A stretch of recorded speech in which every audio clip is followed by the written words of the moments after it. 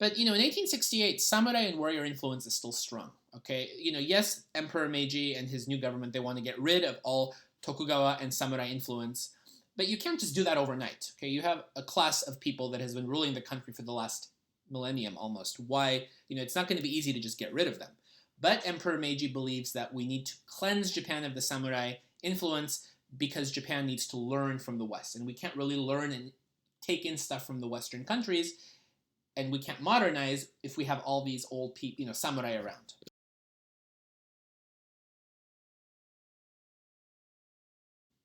So the first thing that is a very, very big move is Emperor Meiji decides to move the capital city from Kyoto to Edo. Okay? And he actually moves himself, the emperor, moves into Edo Castle, the old residence of the shogun. And Edo Castle is renamed the Imperial Palace because that's where the emperor lives. Okay? And because the emperor is now living in Edo, wherever the emperor goes is where the capital city is. So Edo is renamed Tokyo, or the Eastern capital. Okay? So in 1868, after 1,000 years of Kyoto being the capital city, Tokyo becomes the new official capital of Japan. And this is because Edo by that point was much, much bigger than Kyoto anyway. It was the economic center of the country, right? It was a melting pot for all Japan. It was a more central location. So it was better for the country if Tokyo becomes the capital. So that's when Edo gets its new name of Tokyo, or Eastern capital.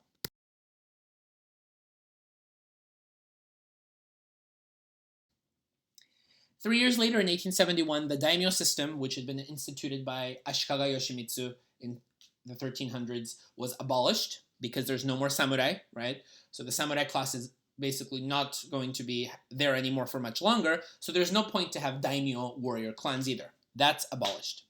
The provinces, the old provinces of Japan, were abolished because there were too many, so the government replaces the province system with prefectures. And today there are 47 prefectures in Japan. They roughly correspond to the old provincial system, but there's fewer prefectures than provinces.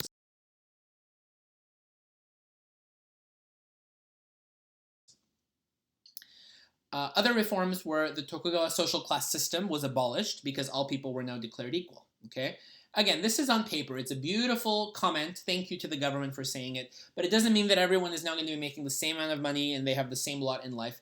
Farmers are still very, very poor for the Meiji period. They're still, they don't have as a good life just because they're being told, well, you're our equal, doesn't mean that they really are, economically speaking, right? But that social class pyramid that I showed you is no more, okay? The samurai warrior class was officially abolished in 1873. Okay, if you're a samurai, you no longer are allowed to call yourself that because it does not exist. It's been abolished. And if it's been abolished, that means you can't wear your hair the way you used to with the top knot. Your costume and your dress has to change. You cannot dress that way anymore. You cannot carry a sword in public because there is no such thing as a samurai, right? On top of that, samurai were degraded by many people. They were made fun of. Ahaha, you guys lost type of thing by the city people. And many of them became homeless. They were jobless. They had to become poor farmers in the countryside because that's the only skill they had. It was very sad, but this class that had been at the forefront of Japanese civilization for the last 1,000 years is no more. Okay, and they had to become regular people. They had to become civilians.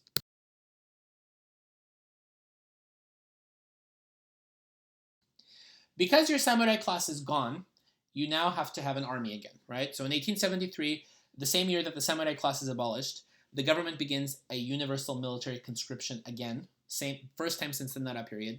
Now anybody could become a soldier even if you were a poor farmer. Okay, and this was actually good because many farmers wanted to send their children off to become soldiers so that they could, they one less mouth to feed, right?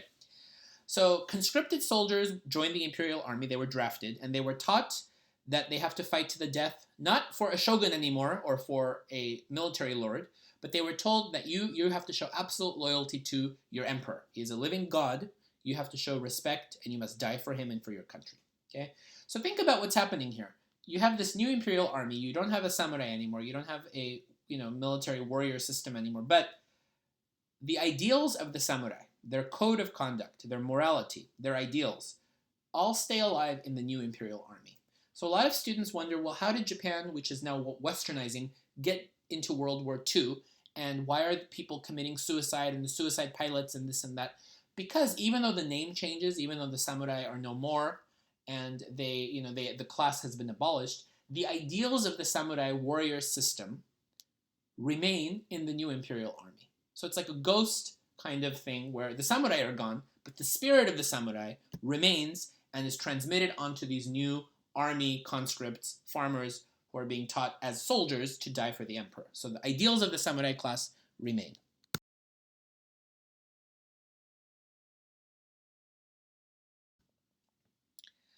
In 1871, a Kyoto aristocrat, he was a former aristocrat, his name was Iwakura Tomomi. He was instrumental in allying the imperial family with Satsuma and Choshu. He is selected to go on a 2-year mission to the United States and Europe, and this is called the Iwakura mission. Okay.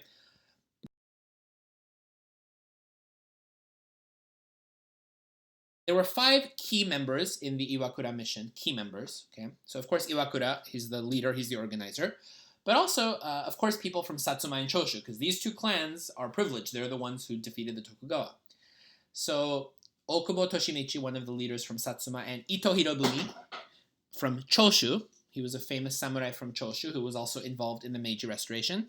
They were sent to Europe and America with other members.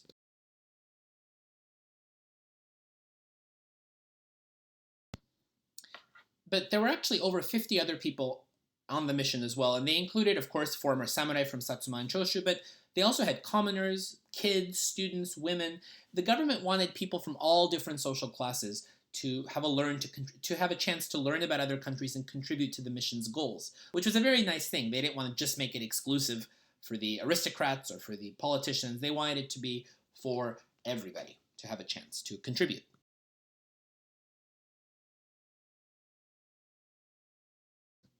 What was the goal of the mission?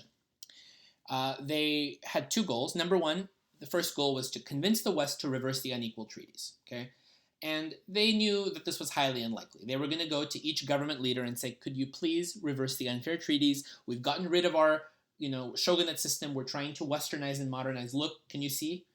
Please help us." But they knew it was unlikely that this would take place. But they were going to try to convince the Western powers to do them anyway.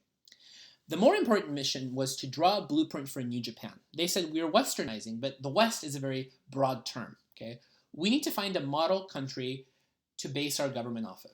Okay, because we have a lot of ideas. There's a lot of different government types. There's monarchy, there's constitutional monarchy, there's democracy. What are we going to do? We need to find a model country to be our big brother so we can follow them and base our new Japan off of that country.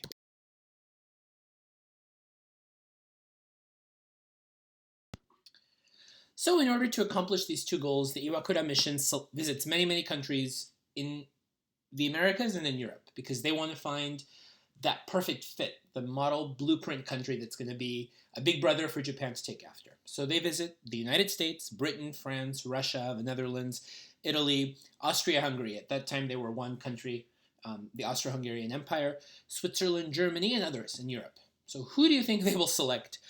Just take a guess and pick who you think, out of all these countries, who they're going to pick.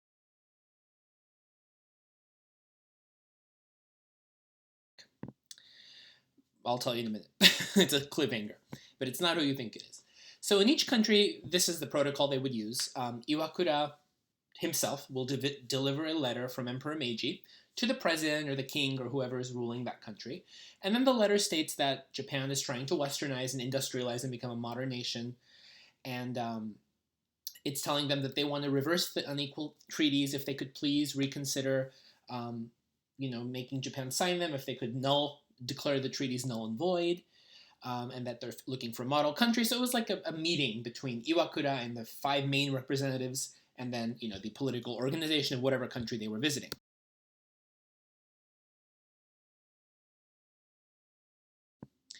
So in the United States, Japan met with President Ulysses Grant, and it went well, but the Japanese didn't care for democracy because they felt that the Japanese people had never dealt with a system where they had really any freedom under the laws. And it's coming out of a feudalistic warrior society that's been there for 1,000 years. And so, the Japanese government was nervous with the idea of democracy and letting the Japanese people, common people, have too much of a voice. So they felt that this democracy thing isn't going to work. So they didn't really care for that when they went to the US. They did like Germany a lot, and this is the country they picked, Germany. And the reason they liked Germany was because Germany and Japan had a similar history in that Germany had recently been unified by the state of Prussia, which Germany used to be comprised of many small states, right, kingdoms, and Japan was comprised of many small daimyo-led provinces, and both countries had just been unified by one, power. In Germany's case, under Prussia, under the Kaiser of Prussia, the King of Prussia, who later became the German Kaiser or Emperor. So this histories were very similar, and the Japanese really liked the power of the German Kaiser, the power that the monarch had over the people.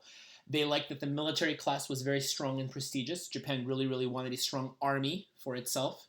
And they really liked the discipline and the order of the Germans, and it appealed to the Japanese. So that's why the Iwakura mission returns to Japan in 1873, and they tell the Emperor Meiji, we have selected Germany as a country to follow. Which is why, until 1945, Germany was really the main influencer of Japan. And this explains the tripartite pact you'll see in World War II, the Axis powers, why Japan and Germany, one other reason they were allied is because they had this connection that the Japanese really felt that they could rely on the Germans and also modeled their society off of the Germans. So it's an interesting introduction to that phenomenon.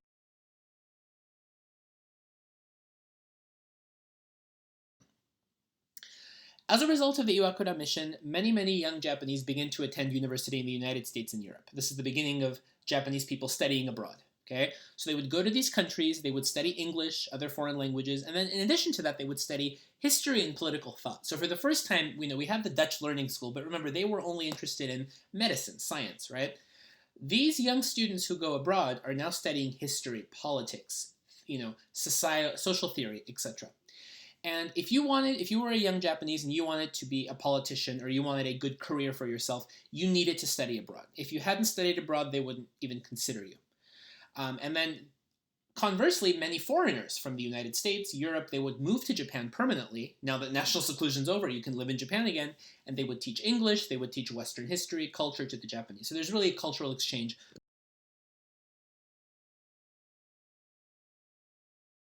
going on. And the young Japanese of all ages, old, young, they become fascinated with the West, okay? And it's almost this love affair with Western culture that Japan feels that they've had this beautiful culture, classical culture for thousands of years, but now they're so eager to become a modern nation. They're so eager to be accepted by the Western powers as an equal partner. They don't want to just be able to survive. The Japanese want to be an equal partner to great countries like the United States, the German Empire, Britain, Russia, France. They want to be one of them. And so they are just so eager about learning everything they can about the West at the expense of sacrificing their own culture. And you'll see how that happened. And the Meiji government has two main slogans: civilization and enlightenment. They believe that by enlightening themselves about Western civilization, they will be able to become a powerful, strong nation. And also the second one was enrich the country and strengthen the military. This summarizes the Meiji period.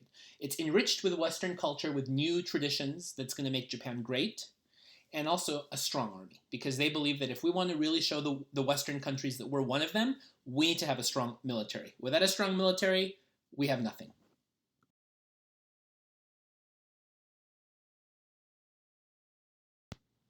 So we're going to go over a few of these reforms that the Meiji government came up with for the sole purpose of making Japan a more westernized, modern, and industrial nation. Okay, so the first one of these was national conscription. It was now mandatory for all men to have military service. They would be conscripted into the imperial army, and this was for that purpose of making Japan into a country with an enriched and powerful military. Okay, and in addition to having this military army, Japan also now begins to have a navy. Okay, and the navy is important as well because Japan needs to be able to defend its borders on the seas as well. Okay, and at this point in the world, the country with the most powerful navy was the United Kingdom, was Great Britain, and so Japan's navy was built right alongside the lines of the British Navy. It was inspired by the British Navy.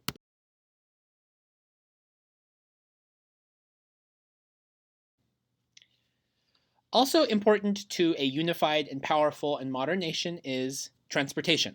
Japan didn't really have a transportation system during the samurai period, okay?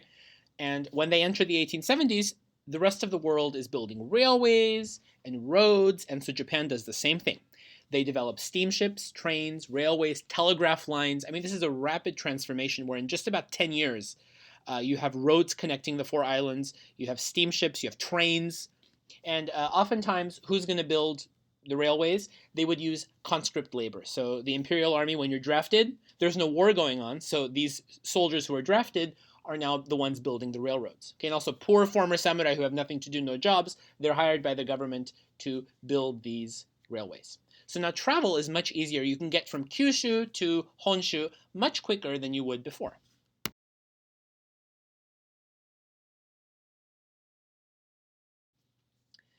At this point in the 1870s, the Industrial Revolution is in full swing all over the world, in Europe and America. So right away, starting off in the 1870s, the Japanese government decides that we need to build factories, because in order to give our economy a jump start, we need to have industrial power, and the best way to do that is by building factories. Okay. Keep in mind that one of the reasons the Tokugawa government didn't do well is because you have this really good economy, but the country is still an agricultural society. Well, starting with the Meiji period, Japan transforms into an industrialized society, which means that the growing economy can be supported better by a good industrial society. So the Japanese government personally begins developing these industrial factories. They put the money in to build and fund these factories, textile mills, and so forth, to give the economy a kickstart, which they do. Okay, and the economy really, really grows because of this new industrialization. And Japan fits right in with other countries who are also in the midst of this industrial revolution. It was very successful, but the factory conditions were horrid. Okay.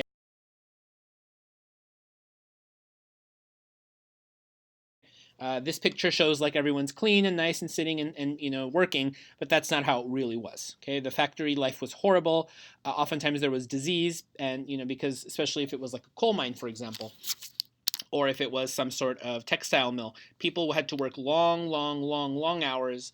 Oftentimes they didn't have sufficient time for breaks, and they would be kept away from their family for a long time, and the conditions were horrible. This eventually will give birth to the socialist movement in Japan as well, because of the conditions and horrid working hours of these factories.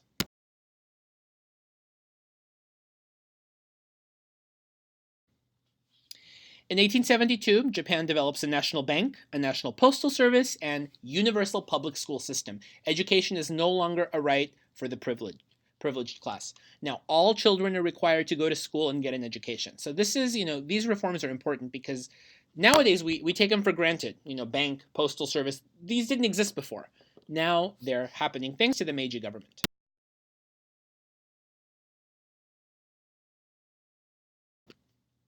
Some other interesting reforms. Number 5, Japan introduces gas lamps to light the streets at night. So now the streets are not lit by lanterns anymore, and like in the old days, gas lamps are used. So there was a funny saying that the gas lamps made the night as bright as the day. This was a very foreign concept to the Japanese at that time. In 1872, Japan switches from the lunar calendar, which was based on the old Chinese system, to the solar calendar, also known as the Gregorian calendar. This was used, of course, by Europe and the West. So this is why the Japanese do not celebrate the lunar or the Chinese New Year in February, right? They celebrate New Year on January 1st because their calendar is now the same as our calendar, the Western calendar, the solar calendar. Before 1872, Japan used to celebrate New Year's with the other Asian countries, China, Korea. So in a sense, by abolishing the lunar calendar, Japan adopts the solar calendar, which puts it more in line with Europe and America and the Western countries. And that's why they celebrate New Year's on January 1st, just like us.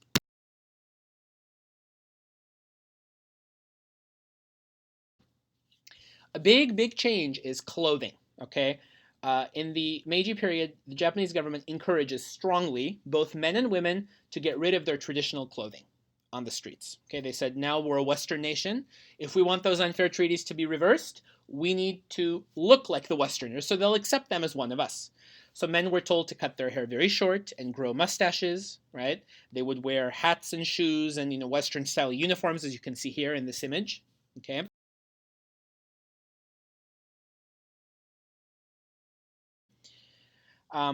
Women at first were more resistant to the change. That's why in the Meiji period you see a lot of men dressed up in suits and Western clothes, and women are still dressed up in the kimonos with their traditional hairstyles.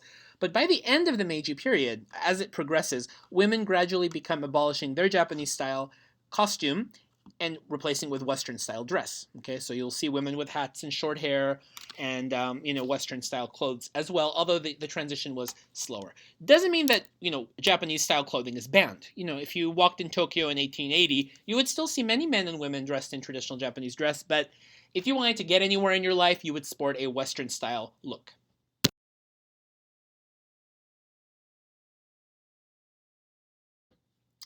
Of course, all political officials, if you were a train conductor, you were a postal employee, you were a teacher, you were a public official, politician, you had to wear Western style clothes. It was not allowed for you to wear Japanese style clothing. And the government was not hypocritical because even the emperor, even Emperor Meiji, if you look at images of him, he is wearing Western style clothing. The empress even has to wear Western style clothes. So there was no exceptions. If you were in the public eye, you had to wear Western clothes.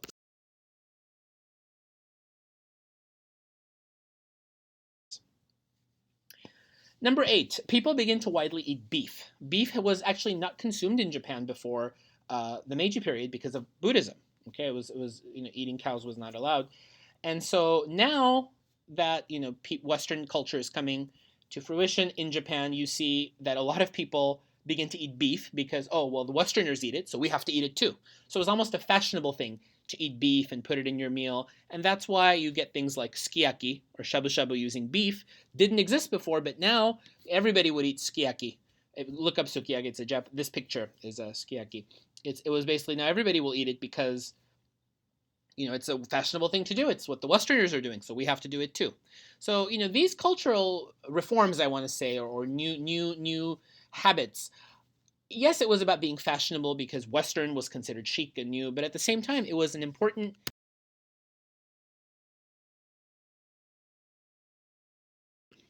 image to show the Europeans and the Americans that Japan is trying to be an equal world partner. We don't want to just be subservient to you. We want to be one of you guys. We want to join the cool group and be part of you. And just like in high school, when you would change your appearance or change the way you talk or ditch your old friends because you wanted to be with the cool kids, sometimes the cool kids wouldn't let you in. Even if after you did all these changes, they would still say, no, we don't want you in our group, right? Same thing happens to Japan. Even after all of these efforts to modernize and be westernized, the world powers still refused to get rid of those unfair treaties. In other words, in 1880 or 1890, if you were an American in Japan and you commit murder, you would not be tried under Japanese law. You'd be sent to the United States and you'd be able to get away with it.